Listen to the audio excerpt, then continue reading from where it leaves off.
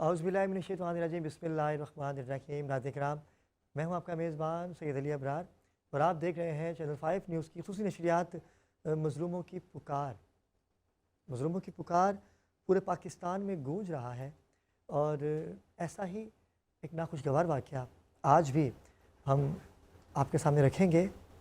Cantt Rawalpindi में एक वाक़या पेश आता है जहां कराची का नौजवान अपने बच्चों के लिए कमाई करने के लिए जाता है, वहाँ रोज़गार के लिए जाता है। वहाँ पर कुछ लोग उसको रिसीव करने के लिए आते हैं कंपनी की तरफ से।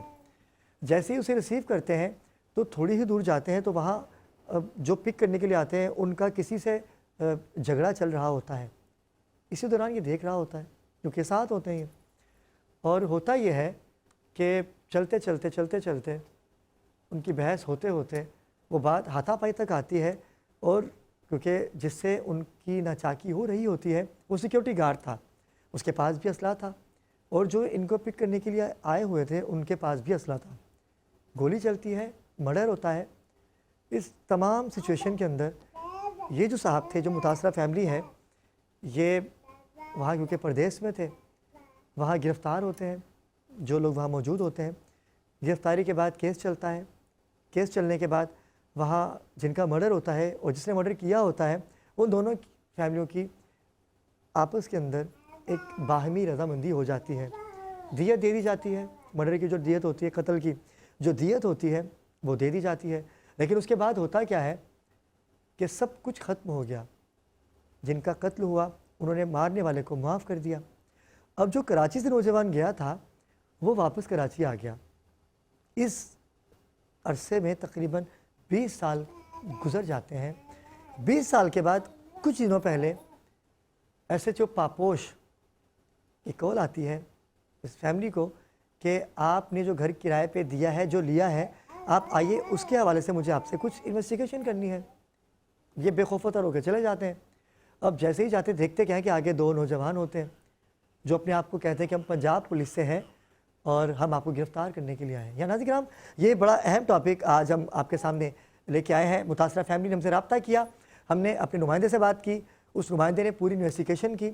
उसके बाद हमने इनको अपने शो में मदऊ किया है। हक़ाइक़ पे बात होगी। चलते हैं अपने मेहमानों की जानिब। हमेशा की तरह हमारे साथ जुड़े हैं, आपके लिए बैठे हैं यहाँ, आवाम की खुसूसन बिलखुसूस मज़लूमों की पुकार पर आप लब्बैक कहते हैं।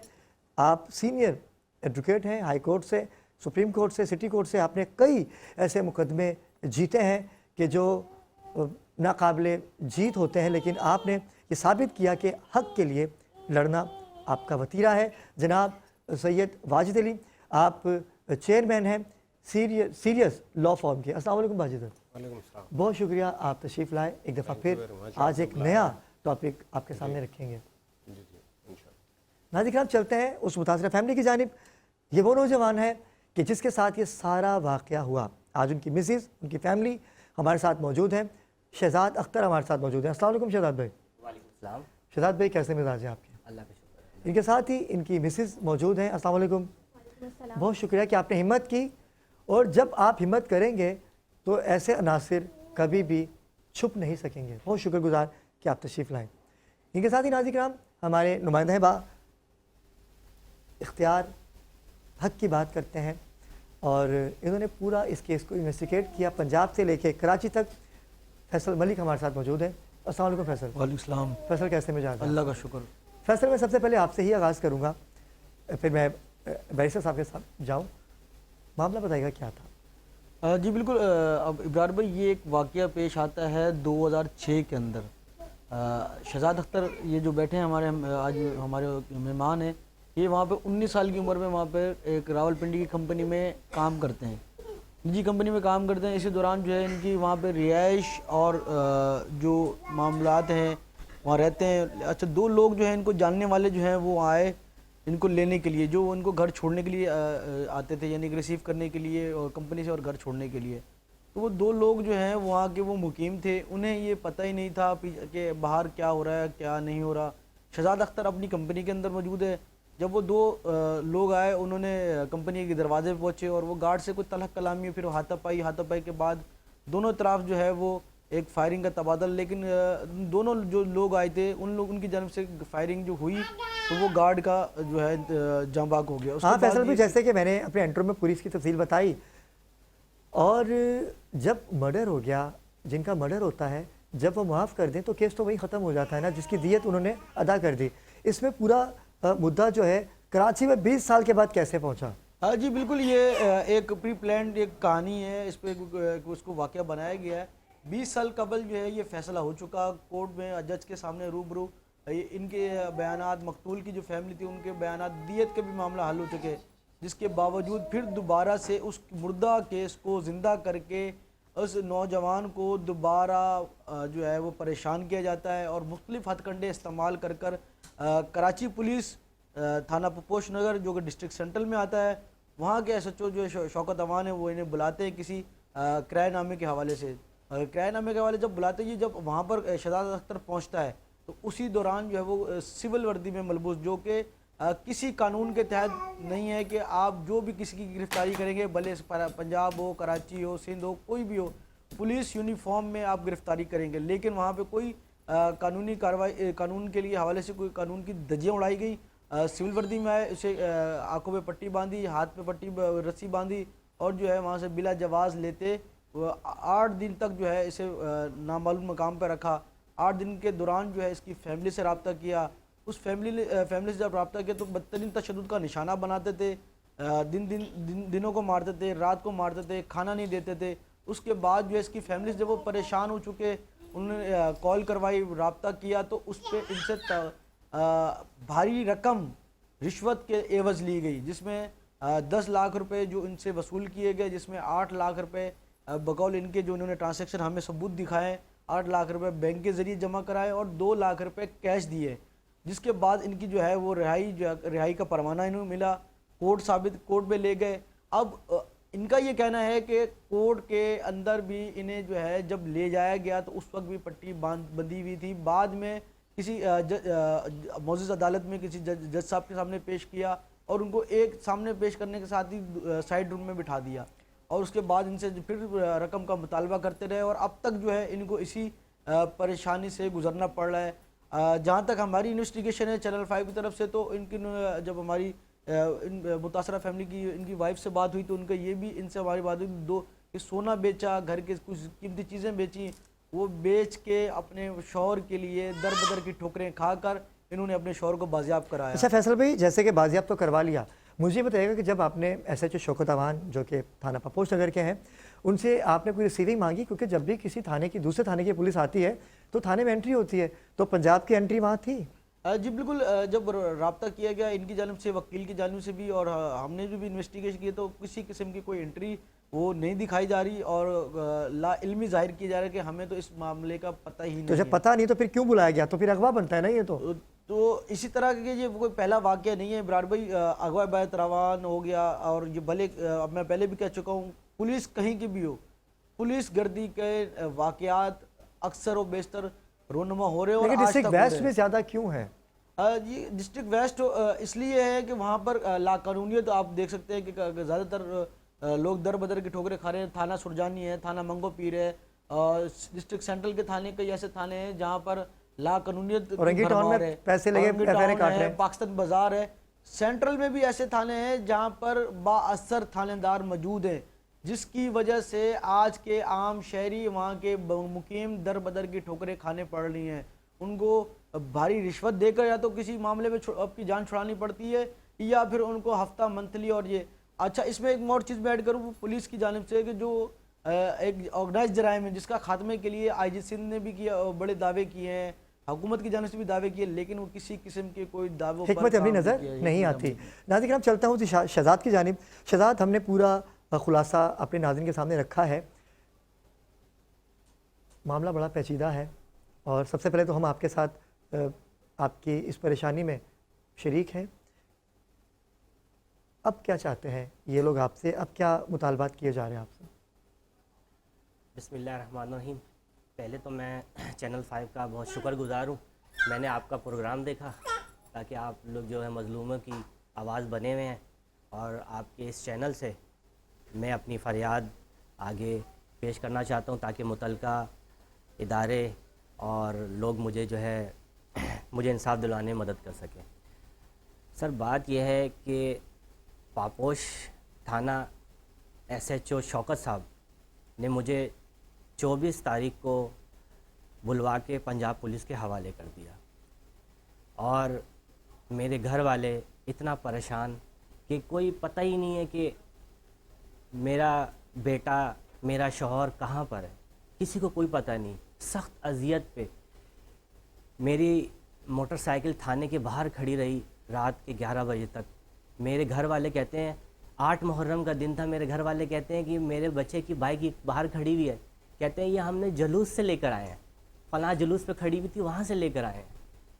अगर आपने मुझे हवाले किया है तो मेरे घर वालों को तो बता दो। ओए,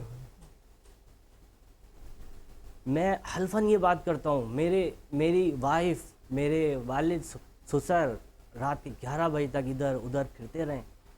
किसी ने नहीं बताया कि इसको पंजाब पुलिस लेकर गई है या मामला है। बाइक खड़ी रही और कहा कि झूठ बोला कि जुलूस में थी वहाँ से हम लेकर आ रहे हैं। अब इसका क्या मतलब है कि मैं खुदा ना खास्ता मेरे साथ कुछ मिसहैप हो गया है, एक्सीडेंट हो गया है, मर गया हूँ मैं, कोई पता नहीं। 7 दिन गुजर जाने के बाद, 7 दिन गैर कानूनी हिरासत में रखने के बाद मुझे सर इन्होंने कोर्ट में पेश किया, टेक्सला कचहरी पेश किया और मेरे घर वालों को ब्लैकमेल करके 10 लाख रुपए का तावान उनसे वसूल किया। 8 लाख रुपए की ऑनलाइन ट्रांजैक्शन है और 2 लाख रुपए कैश। बिल्कुल नाज़रीन, आप अपनी स्क्रीन पे देख सकते हैं ये ट्रांजेक्शन और जो एग्रीमेंट हुआ वहाँ पर जो दियत दी जाती है, क्योंकि 20 साल पहले तो CRO का कॉन्सेप्ट नहीं था, पंजाब में नहीं था। तो आप अपनी स्क्रीन पे देख सकते हैं किस तरह से उन्होंने ट्रांजेक्शन की, एक एक चीज़ इनके पास मौजूद है, बावजूद उसके 8 लाख रुपए तावान लिया गया। और मैं तो हैरान परेशान हूँ कि पंजाब पुलिस के ताने बाने कैसे पापोश से मिल रहे हैं। मैं आपकी बात सुन के भाई बड़ा अजीबोगरीब कैफियत में जा चुका हूँ। सर SHO जो शौकत साहब हैं वो अवान है कौम उनकी, और जो ASI वकार पंजाब है वो इनका भांजा है, तो मामू भांजा रिलेशन मिल रहा है, कनेक्ट हो रहा है, इनके साथ कनेक्ट हो रहा है। तो अब वो उनको पूरी रैकी मिली हुई थी। इनको ये भी पता है कि मेरा पापोश में ज़ाती घर है। 10 लाख रुपए लिए, ज़मानत पे रिहा किया, ठीक है, और उन्होंने कहा कि हम आपको इस वजह से छोड़ रहे हैं कि आप जाएं घर बेचें, 20 लाख रुपए लाके और दें, 30 लाख रुपए हमें चाहिए आपसे। तो मैंने कहा ये किसने कहा? ये छानी भट्ट है, इमरान नाम है उनका, ठीक है, ASI ये वकार पंजाब है। पुलिस में काफ़ी इनके चर्चे भी हैं, चर्चे हैं, ये सस्पेंड भी किया गया काफ़ी दफ़ा इनको। ठीक ये वही लोग हैं? ये वही लोग हैं, बिल्कुल। इनका मीडिया पे ट्रायल भी चल रहा है। जी जी जी। बट क्या है कि वही काली भेड़ें वही मौजूद हैं, वही जॉब कर रही हैं, वही मामलात कर रहे हैं। थाने में, कराची के थाने में कितने पैसे दिए आपने पापोश नगर में? सर मैं तो जब मुझे 24 तारीख को लेके गए, मैं तो मेरा घर वालों से राब्ता ही नहीं है। मुझे तो जुल्म, तशद्दुद, टॉर्चर करके रखा हुआ था। मुझसे मैं क्या बोलूँगा कि कौन सा एरिया है, कहाँ पर है, या मैं कराची के अंदर मुझे मुख्तलिफ जगहों पे रखा हुआ यरगा माल बना के, या पंजाब में लेकर गया है। तो मुझे तो ऐसा कोई पता नहीं था कि क्या है क्या नहीं है। नहीं, इतना तो पता होना कि गाड़ी में लेके जा रहे हैं आपको, या कहीं गाड़ी में जाकर पता चल जी, जाता, पट्टी प्राइवेट आंखों पर तो गाड़ी फिर ही थी। पता चल जाता है ना। प्राइवेट गाड़ी थी और गाड़ी रानीपुर में ख़राब होगी, यहाँ से जाते वक्त रानीपुर में गाड़ी ख़राब होगी। फिर इन्होंने जो है मुझे जो है इन्होंने कहा कि आप, इनको कहा कि भाई ये गाड़ी ख़राब हो गई है और इनके घर वालों से जो है पैसे वगैरह मंगवाओ, अगर ये पैसे नहीं देते तो इसको हाफ़ फ्राई कर देंगे, फुल फ्राई कर देंगे, यानी कि मार देंगे इनको। तो ये कहानी थी, हो ये कहानी थी कि इनको हम इसको मार देंगे। तो वेपन भी था इनके पास। अब ये भी नहीं मुझे पता चल रहा था कि ये आया पुलिस वाले थे या नहीं थे, क्योंकि सिविल वर्दी में थे, पता ही नहीं चल रहा था कि ये पुलिस में है। पुलिस आती है, वर्दी होती है, नेम टैग लगा हुआ होता है। मैंने इनको कहा मैं एक कोर्ट में क्लर्क हूँ, मैं कोर्ट में क्लर्क की जॉब कर रहा हूँ, आप सफरी वारंट मुझे कोर्ट में पेश करें, सफरी वारंट दें और ले जाएं मुझे। कहते आप मुझे कानून सिखाओगे? मुझे मारना शुरू कर दिया उन्होंने, ठीक है। इसी तरह करते 7 दिन तक मुझे गैर कानूनी हिरासत में रखते हुए 10 लाख रुपए का भत्ता वसूल किया। 30 तारीख को ट्रांजैक्शन हुई और उसके एक दिन अगले दिन मुझे कोर्ट में पेश कर दिया गया कि फ़लाँ झूठी FIR का ये मुलजिम इश्तिहारी हम पकड़ के लाए हैं, ठीक है, और कोर्ट में पेश किया जा रहा है। फैसल भाई, मैं आपकी बात से ये तासुर देना चाहूँगा कि सिर्फ कराची या पंजाब की बात नहीं है, पूरे पाकिस्तान में इंसान नहीं मर रहा। उन्होंने इंसानों को पता नहीं क्या समझ लिया है। कहीं भी गोली मार दी जाती है, इन्वेस्टिगेशन में जाएं तो पता चलता है गोली आगे से लगी या पीछे से लगी। जैसे कि अभी एक केस कराची में बहुत वायरल हो चुका है मीर अली रज़ा का। अगर उसकी भी बात की जाए तो ये पूरे पंजाब की बात नहीं, पूरे सिंध की बात नहीं, पूरे पाकिस्तान में ये वाक़े रूनुमा हो रहे हैं, जिसके ख़िलाफ़ इक़दाम हो रहे हैं। सिंध पुलिस की बात की जाए, पंजाब पुलिस की बात की जाए, बलूचिस्तान की बात की जाए, खैबर पख्तूनख्वा की बात की जाए, तो हर जगह लोग इंसाफ के लिए मुंतज़िर हैं। चैनल 5 न्यूज़ का ये प्रोग्राम जो है पूरे पाकिस्तान के लिए है। जैसे कि अभी देखें, पिंडी से हमारे साथ इन्होंने रब्ता किया, लेकिन इत्तेफाक की बात है कि इनका ताल्लुक कराची और रंगी टाउन से है। आपकी जानिब आऊँगा। सरकार, आप कानूनदान हैं, मैं सिर्फ कराची और पंजाब को निशाना नहीं बना रहा, पूरे पाकिस्तान में ला कानूनियत नज़र आ रही है। कैसे सिस्टम सही होगा सर कानून का? सिस्टम सर कानून का तो वाकई में लाकानूनीत है, लेकिन ये कि अपील करेंगे आईजी साहब से कि इनकी एफआईआर है तो कोर्ट में पेश किया इनको, तो कोई एफआईआर है तो ये लेके आएँ, आपके फॉर्म पे आएँ, हमारे ऑफिस आएँ, हम किसी वकील की ड्यूटी लगाएंगे तो उसको देखते हैं केस को कैसे लेके गए। SHO इस केस को आप खुद टैकल करें। खुद टैकल करेंगे, आप आएँ तो बैठ के हम टैकल करते हैं, हक़ाइक़ देखते हैं क्या है, आपको क्यों लेके गए विदाउट एफआईआर, फिर कौन सी अदालत में पेश किया है, कौन से जज के पास पेश किया है। अच्छा, थाने में अगर बुलाया जाता तो एंट्री होती है ना किसी भी थाने की? थाना अगर वहाँ से पंजाब से पुलिस आ रही है तो वहाँ के होम डिपार्टमेंट से बाकायदा परमिशन लेती है, परमिशन लेके फिर यहाँ पे एंट्री करेगी, थाने में आके एंट्री करके फिर लेके जाएंगे। पापोश की पुलिस के पास एंट्री होगी और उनके पास परमिशन होती है वहाँ से, पंजाब से, जो फेडरल की परमिशन के बगैर तो ले जा नहीं सकते। तो ये तो गैर कानूनी है, अगर इस तरीके से किया गया है तो जो गैर कानूनी है और इसके ख़िलाफ़ एक्शन होना चाहिए, सख्त से सख्त। वज़ीर आज़म पाकिस्तान और वज़ीर दाखिला को इस पर एक्शन लेना चाहिए। और इस मामले में तो पंजाब पुलिस बड़ी स्ट्रिक्ट है, लेकिन मैं समझ से बाहर हूँ कि ये कैसे अगर उन्होंने परमिशन लेके गए तो ये तो बिल्कुल आपका नाजायज़ किया है। और तावान में 7 दिन आपको कहाँ रखा उन्होंने?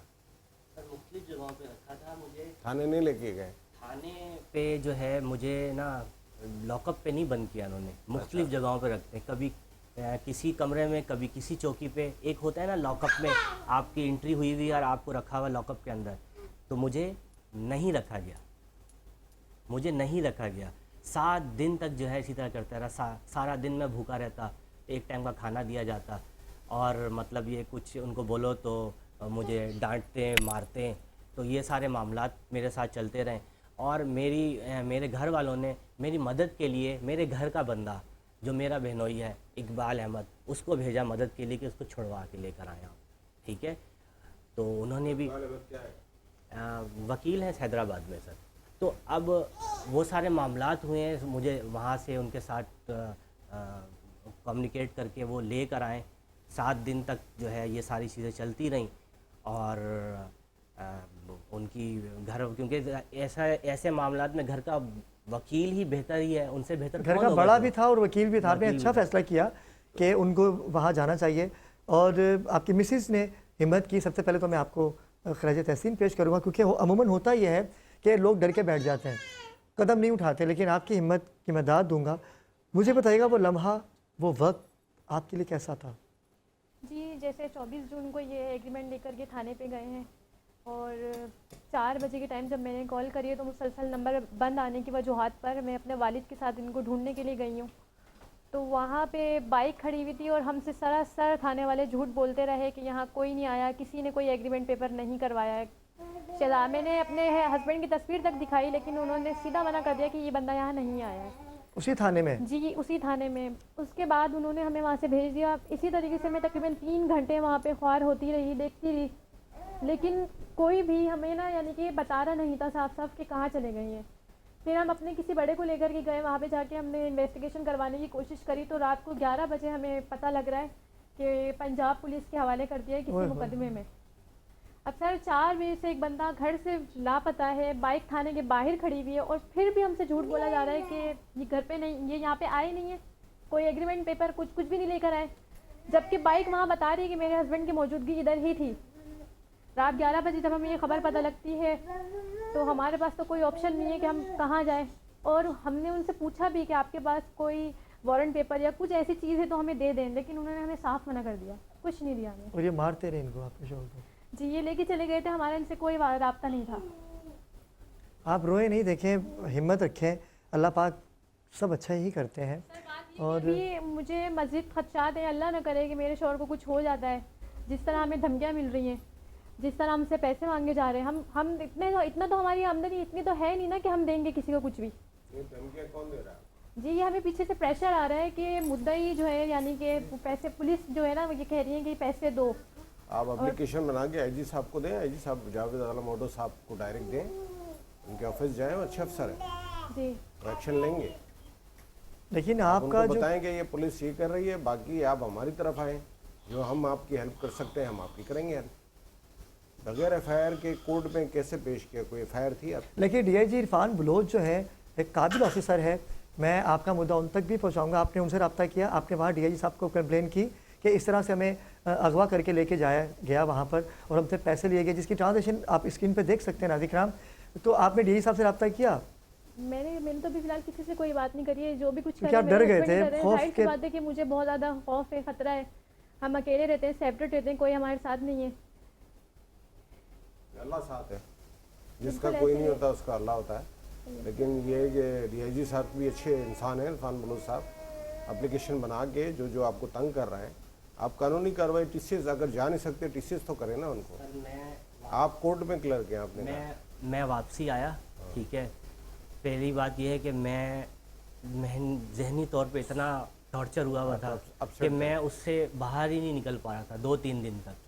मैं जिना हॉस्पिटल गया, साइकेट्रिस्ट के पास गया कि मेरे साथ ये मैंने ट्रीटमेंट हुआ। फिर मुझे उन्होंने जो तशद्दुद किया था, कमर पे मेरी तकलीफ़ है और वो जा रही नहीं है, ठीक है। डॉक्टर ने एमआरआई का मुझे कहा है कि आप एमआरआई करें। तो ये ट्रीटमेंट मेरे हुआ, 1 आध हफ्ते तक थोड़ा दवाई लेने के बाद सेट हुआ। फिर मैंने वकील से मशवरा करके दरख्वास्तें मैंने मुतल्लिका इदारों में भेजना शुरू कर दी। जी, मुतल्लिका इदारों में मैंने भेजना शुरू कर दी। मैंने chief justice of Pakistan, Sindh, Punjab, CM Punjab, governor Punjab और सिंध में गवर्नर, तमाम मुतल्लिका लोगों को मैंने दी। चीफ ऑफ आर्मी स्टाफ, उनको मैंने लेटर भेजा और मैंने कहा कि मुझ पे इंतहा का जुल्म हुआ है, मेरी मदद करें। 10 लाख रुपए तावान ले लिया है, 20 लाख रुपए मज़ीद मांगे जा रहे हैं। और अगर मैं 20 लाख रुपए सर नहीं दूंगा तो क्या करेंगे? मेरे चालान में रद्द-बदल करेंगे, मुझे BC में कर देंगे, सारी उम्र के लिए मैं जेल में रहूँगा, ठीक है। और या तो फिर तुम्हें जो है हम कोर्ट में पेश नहीं होने देंगे, अगवा करवा लेंगे, दोबारा पैसे लेंगे। तो इस तरह का मतलब ये इन्होंने, जब मैं हिरासत में था, ये सारी बातें मुझे उन्होंने कही गई। अभी देखें, आप कोर्ट में आपने कहा मैं गलत हूँ, CP फाइल करते हैं कोर्ट, आप सारी चीज़ें डिटेल लिख के दें, उसमें सबको बुलाते हैं। अगर आपके ख़िलाफ़ कोई एविडेंस या कोई आपके ख़िलाफ़ कोई सबूत है जो अदालत में पेश किया तो वो शो करें, ले आएँ, रिकॉर्ड ले आएँ, आपका रिकॉर्ड ले आएँ। अदालत कोर्ट खुद देख लेगी कि अगर वो गलत हैं तो कोर्ट पनिश देगी उनको। सर, मैंने जो एप्लीकेशन मूव की थी ना, तो इदारों की तरफ से कॉल आना शुरू हो गई। जब कॉल आना शुरू होगी तो डेफिनेटली मुझे पेश होना है और अपना मुद्दा रखना है, ठीक है। मैंने एंटी करप्शन पे मैंने दरख्वास्त दी, उन्होंने मुझे बुलाया, उन्होंने मेरी बात सुनी, उन्होंने आगे जो है लेटर निकाल कर दिया एंटी करप्शन पे। बयान दिया आपने?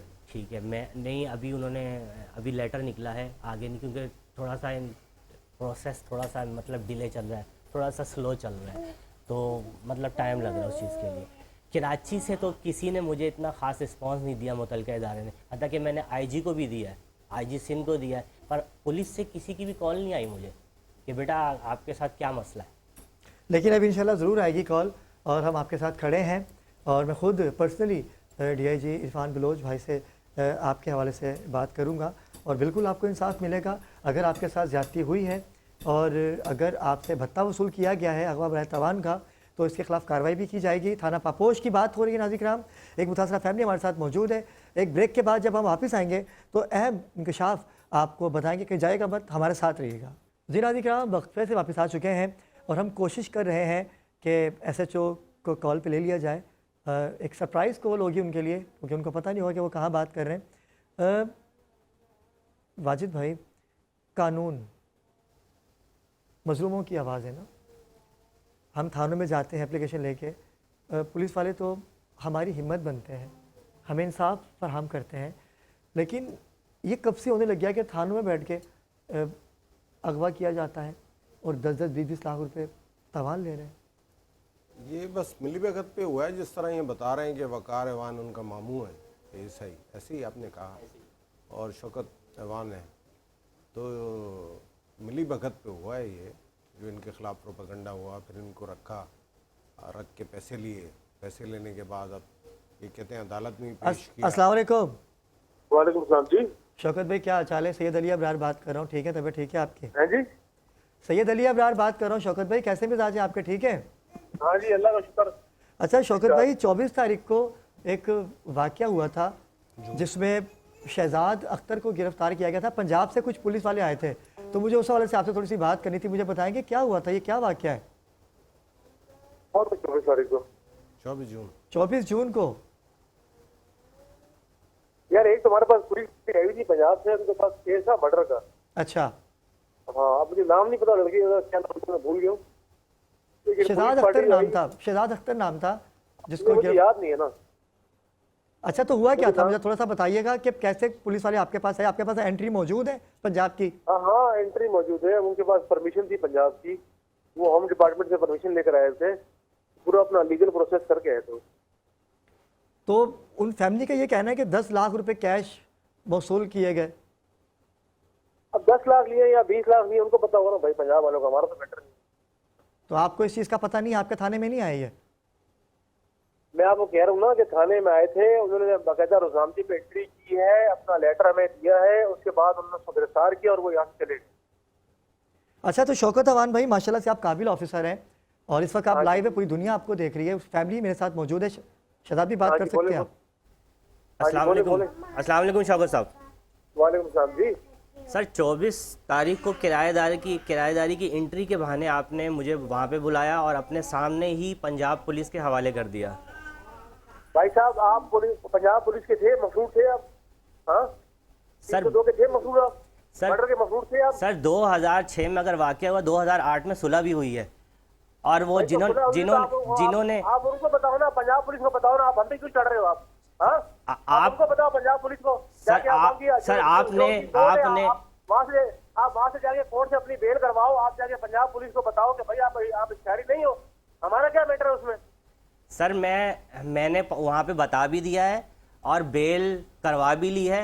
आप लोगों से ये गिला है कि आप लोगों ने यहाँ बुलवा कर मुझे उनके हवाले किया और मेरी फैमिली को जो है ना टॉर्चर किया गया। मेरी फैमिली को आपने बताया नहीं, मेरी वाइफ और मेरे ससुर। आप झूठ बोल रहे हो, आप एक नंबर के झूठे हो, आप झूठ बोल रहे हो वहाँ बैठ के।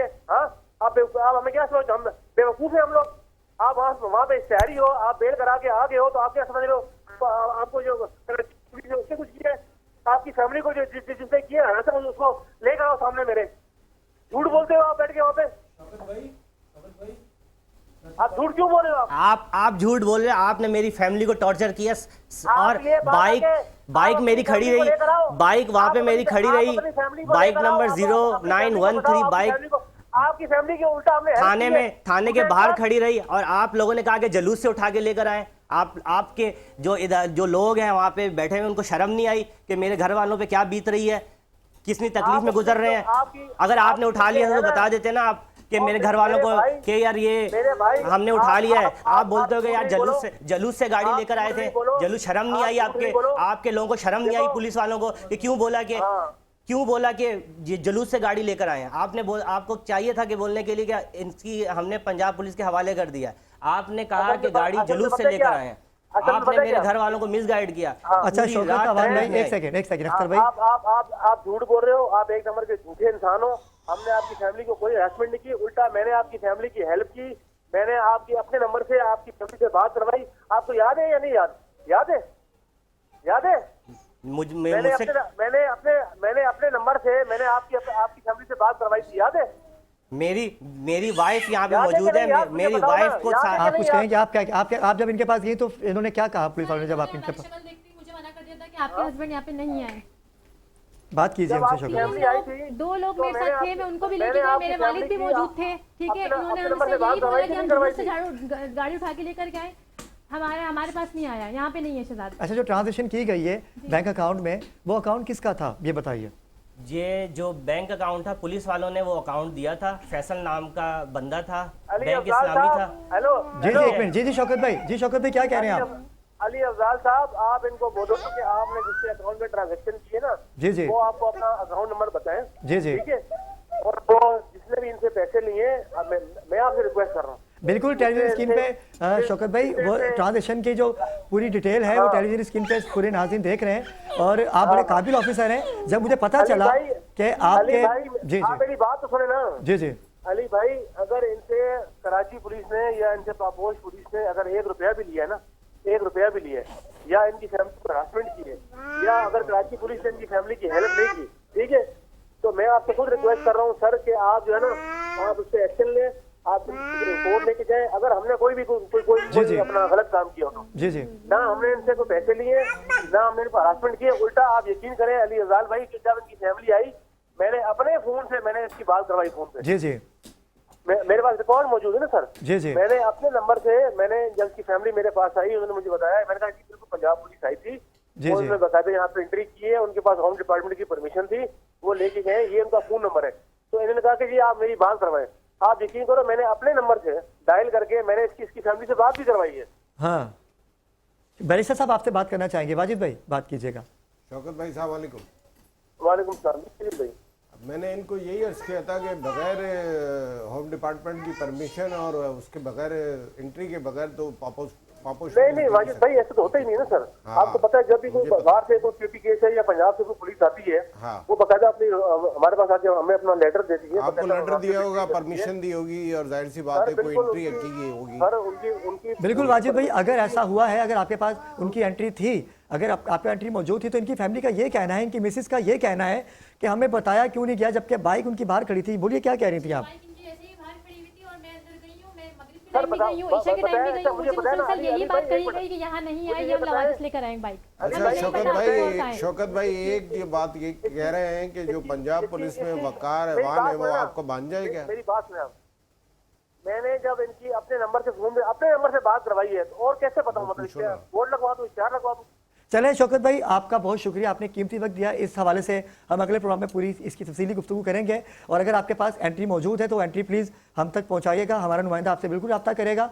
और बहुत शुक्रिया, आपने कीमती वक्त दिया, आप काबिल ऑफिसर हैं। लेकिन जब आपके हवाले से पता चला तो मैंने सोचा कि आपको कॉल पे लेके हक़ाइक़ दिखाए जाएँ, क्योंकि मज़लूमों की पुकार हमेशा आवाम के साथ है, लेकिन उन इदारों के साथ भी है जो मेहनत करते हैं।